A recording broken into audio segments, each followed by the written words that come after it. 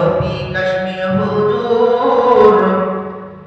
আওয়াজের ইস্তানি ওলামা জনগণ সবাই আমরা সবাই আল্লাহর প্রেমিক জান্নাত পেতে চাই কারা কারা জান্নাত যাইবেন হাতে লাগাতে সবাই কারা কারা জান্নাত যাইবেন হাতে লাগাতে সবাই ঠিক না ঠিক ও আল্লাহ পাক রব্বুল আলামিন যা বিষয়ের মধ্যে আপনাকে আমাকে সেক্টরের মধ্যে রেখে দিয়েছেন ওই সেক্টরটা যদি আপনি আমি বলতে যাই রে বাবা আপনি আমি যদি খেয়াল করি এবং এই জায়গার মধ্যে যারা বসে পড়ে গিয়েছেন তারা হলেন ভাগ্যবান ঠিক না ঠিক এই জন্য বলতে থাকি ও যুবক ভাই ও মুরব্বি আইজাম বাজারে আপনি আমি কি করব যখন আপনি আমি বৃদ্ধ বয়সে চলে যাব তখন আপনি আমি কি করি লাঠি ঠোকা দিয়ে মসজিদের দিকে অগ্রসর হই কি হই না কিন্তু বাবা আপনাকে যাইতে হবে কোন সময় আপনি আমি যাই কোন সময়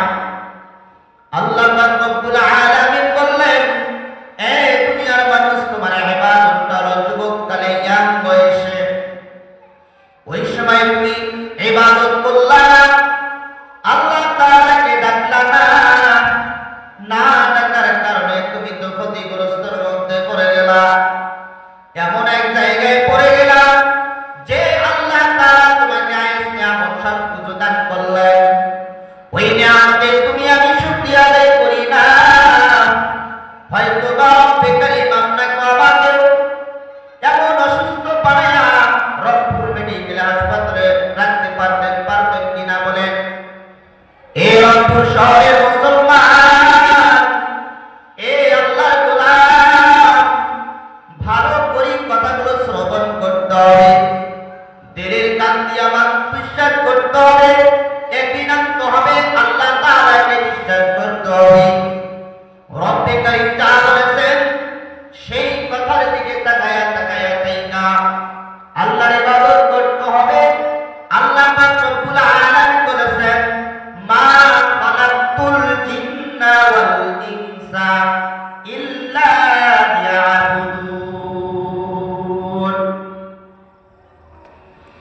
ও রব্বে কারীম যা বলেন সেই বিষয়ের দিকে যদি আপনি আমি একটু লক্ষ্য করতে চাই একটু যদি গবেষণা করি রে বাবা এই গবেষণা যদি আপনি আমি করতে থাকি আল্লাহ পাক রব্বুল আলামিন আপনাকে আমাকে সৃষ্টি করেছেন একমাত্র আল্লাহর গোলামি করার জন্য ঠিক না ঠিক আপনি আমি কার গোলামি করি আপনি আমি আল্লাহকে ভুলে গিয়েছি রে বাবা আপনি আমি জনগণের খেদমত করতে চাইয়া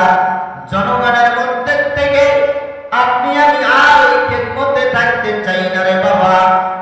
আপনি আমি কার খেদমতে নিবেদিত রয়েছি যখন আপনার বাড়ির সামনে মেম্বার চেয়ারম্যান চলে যায় তার বড় কত সামনে বাবা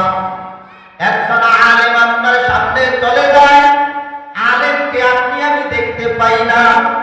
আলেমের সোহবত নিতে চাই না রব্বে কারীম বলেছে আরে যে বান্দাগুলো